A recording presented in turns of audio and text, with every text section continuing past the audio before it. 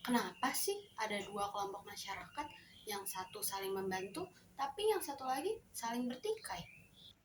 Ternyata itu ada penjelasan sosiologinya loh. Hal ini berhubungan erat dengan gejala sosial.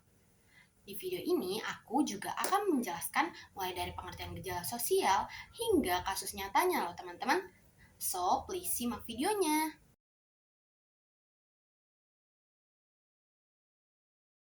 Slide pertama ini, kita akan membahas pengertian gejala sosial. Gejala sosial adalah peristiwa atau keadaan di masyarakat dan berkaitan dengan hubungan antar manusia. Gejala sosial bisa muncul karena adanya perubahan sosial, pola perilaku, maupun interaksi dalam kehidupan sehari-hari. Di sini, aku mengambil salah satu tokoh sosiologi yang mendukung teori gejala sosial, yaitu adalah Emil Durkheim. Menurut Durkheim, gejala sosial merupakan sesuatu yang berada di luar individu, tetapi dapat mempengaruhi perilaku manusia, di mana artinya masyarakat memiliki aturan yang membuat seseorang secara terpaksa harus menyesuaikan diri dengan lingkungannya. Gejala sosial yang dibagi menjadi dua bentuk. Bentuk pertama adalah gejala sosial yang menentukan, yaitu gejala yang menjadi penyebab munculnya gejala lain. Contoh nyatanya, kemiskinan yang dapat menyebabkan meningkatnya kriminalitas. Yang kedua adalah gejala sosial yang ditentukan, yaitu gejala yang muncul akibat pengaruh gejala lain, misalnya pengangguran yang terjadi karena kurangnya lapangan pekerjaan. Berikutnya, saya akan menjelaskan gejala sosial yang dibagi berdasarkan bidangnya.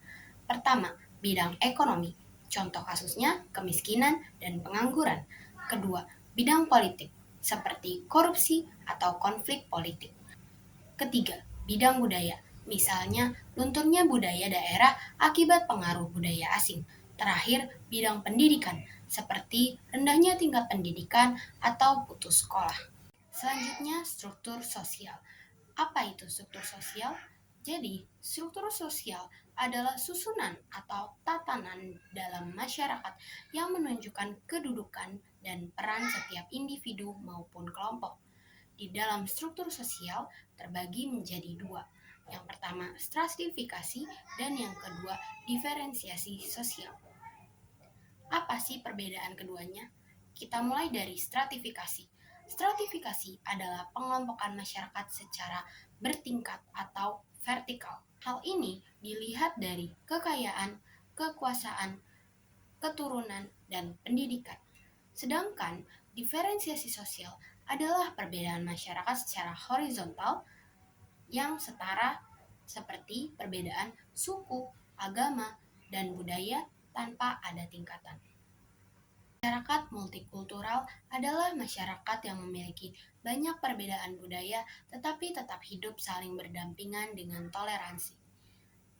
Indonesia adalah negara multikultural karena memiliki berbagai macam suku, bahasa daerah, adat istiadat, dan agama.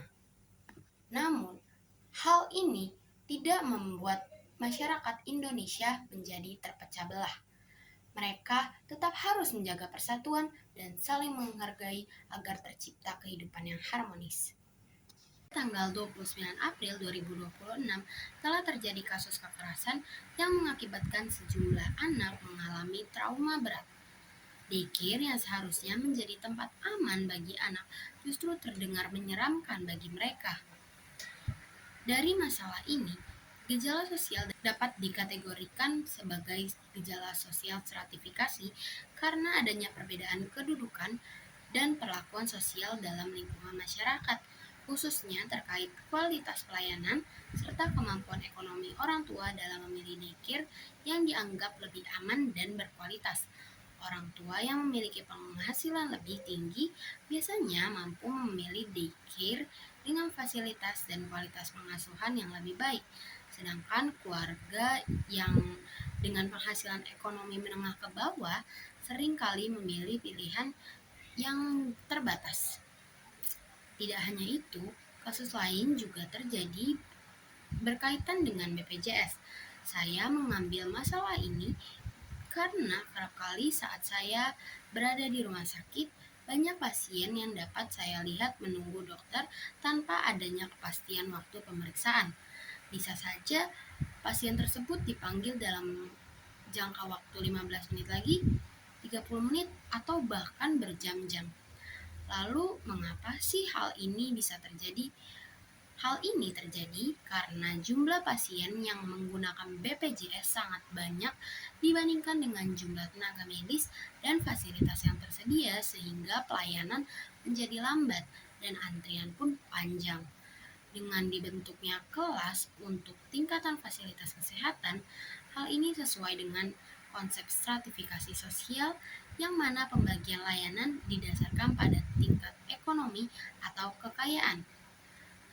Namun, dari masalah tersebut muncullah masalah-masalah lain, seperti kesenjangan kualitas pelayanan kesehatan, munculnya diskriminasi sosial dalam pelayanan, serta ketidakpuasan pasien terhadap fasilitas kesehatan. Teman-teman, sekarang sudah paham kan pengertian gejala sosial dan studi kasusnya?